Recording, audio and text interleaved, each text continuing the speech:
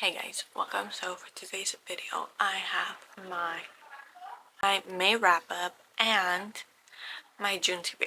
So I only read 2 books in May. It hasn't been the most reading, but the 2 books I read in the first book I read in May was Heartstopper by Alice Oseman. So it was volume 2 that I read. I gave this a 4 stars. This you're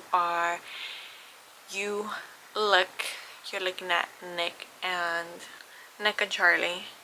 I would say you are seeing how one of them discovers Charlie, who is gay, and you have Nick, who is in the rugby team. He's a rugby player that at a British all boys grammar school. You see how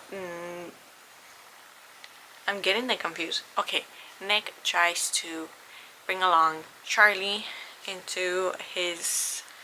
He heard about the bullying that Nick heard about the bullying Charlie has faced the last year and never spoke to him until recently, and discovers, hey, like, he's a pretty chill guy. You see how the friendship blooms and how it may gravitate to more. I did enjoy this one. It was a good book. Then we have Wild and Wrangled by Lila Sage, the last book in the Rebel Blue series. We have Camille and Dusty. I enjoyed it more than I thought, due to a lot of comments stating that they didn't like the female lead because of all this back and forth she was doing. But I would say for me personally, I'm able to understand why she's going back and forth. There's a reason why, and she is a lot like Ada, who is the girl from the second book, Swift and Saddled. Yeah, Swift and Saddled. They are a lot alike, and I was able to understand Camille's reasoning why she didn't want to be with Dusty, and everything that went down when they were younger. You understand it. You see what happens. You see how in love they were when they were younger.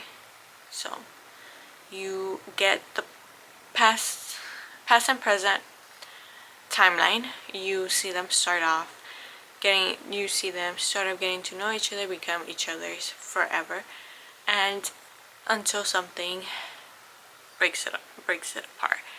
You see Dusty's relationship with not only his family but the people around him, the people he helps, and you see that he's a very big comfort to Camille in her time of need when her fiance doesn't show up to the wedding. So this one, I did give it a 4.5. I wouldn't say it's my favorite out of Rebel Blue. I would say Done and Dusted, Wild and Wrangled. I would say it's a tie between Swift and Saddled and Lost and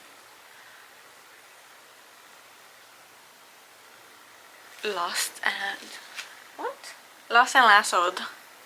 I would say it's a tie between that one. See, they all have a specific thing I enjoyed from each book. It was a good, easy read. I read the audiobook of this within the span of 2 days, and I greatly did enjoy it. I am intrigued to read more of her books if she ever comes out with more, but I did enjoy that one. Then on to my June TBR.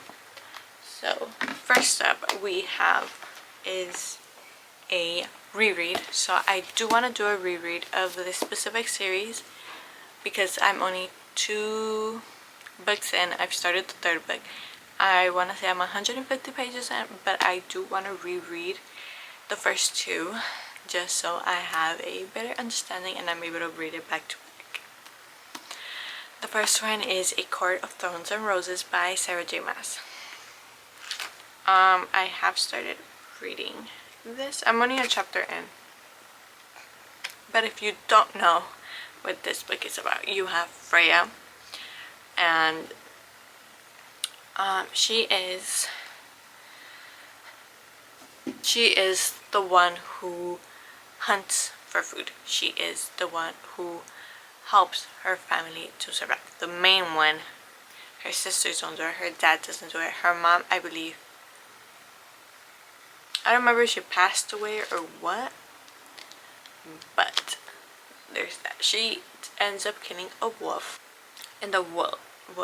When 19-year-old Huntress Freya kills a wolf in the woods, a terrifying creature arrives to demand retribution, dragged to the treacherous magical land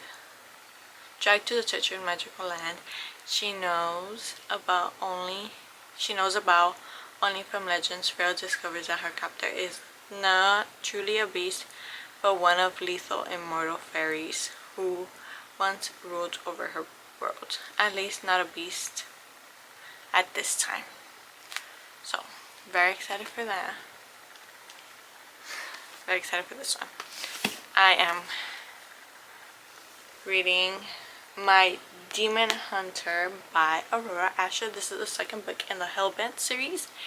And we have the Demon Hunter from the 1st book, My Funny Demon Valentine. So here we have Mist and Lily.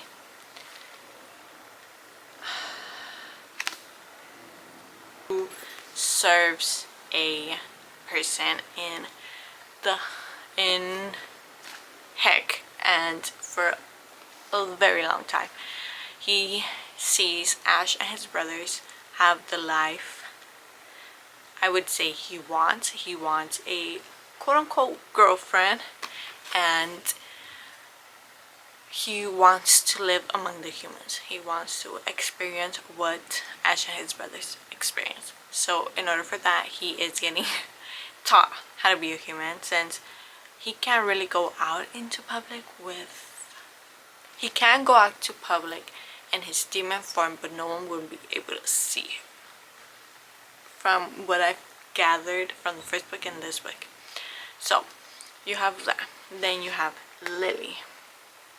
It doesn't say much about her, but it says Lily Donovan thought the most dangerous thing about running into the corner store late at night would be the aisles of the junk food. She didn't bargain on encountering the chaos in the form of a man with unusual tattoos and the beguiling amber eyes. Since the death of her parents, Lily has tried to forget what she is, but denial isn't an option when she's confused with everything she's been running from.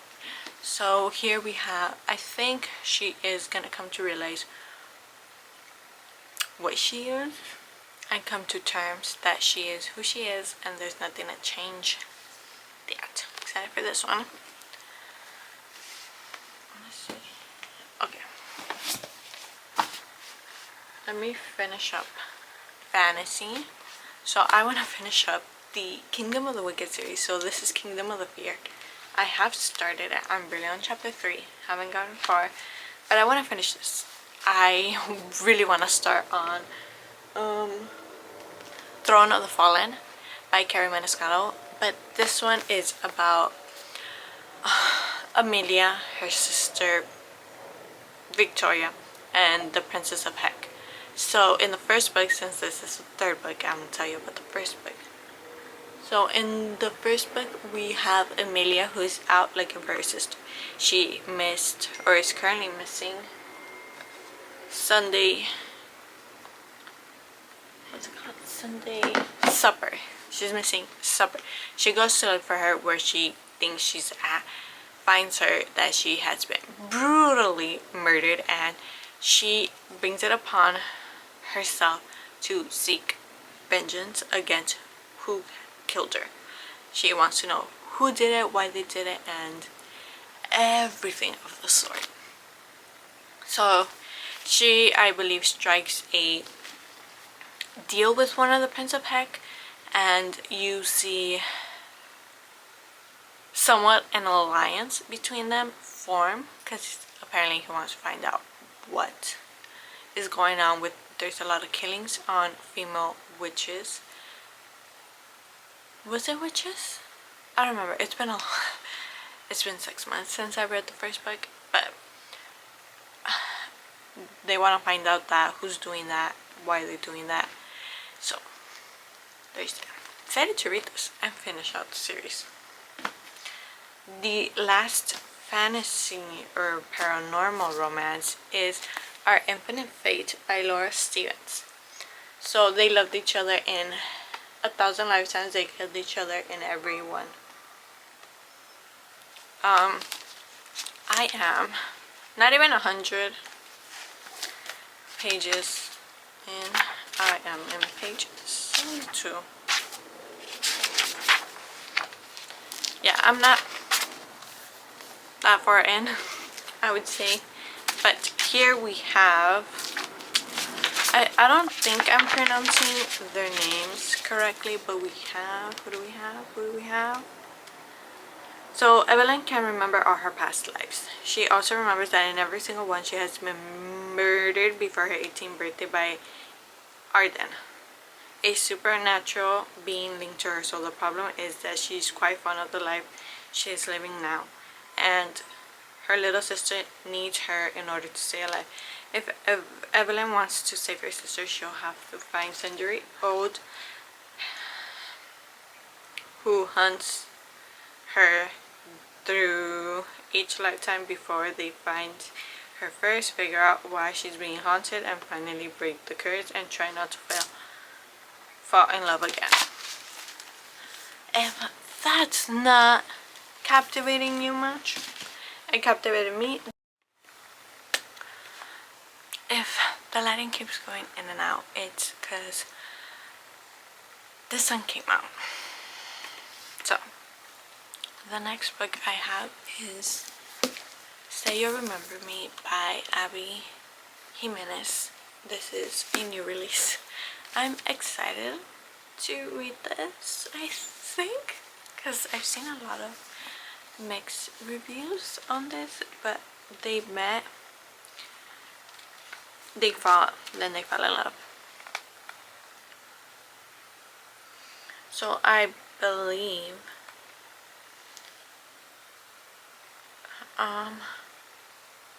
there might be no such thing as a perfect guide, but Xavier Rush comes disastrously close, a gorgeous veterinarian giving Greek god vibes, all while cuddling a tiny kitten. Immediately a yes, and that's until Xavier opens his mouth and proves that even sculpture gods can say the absolute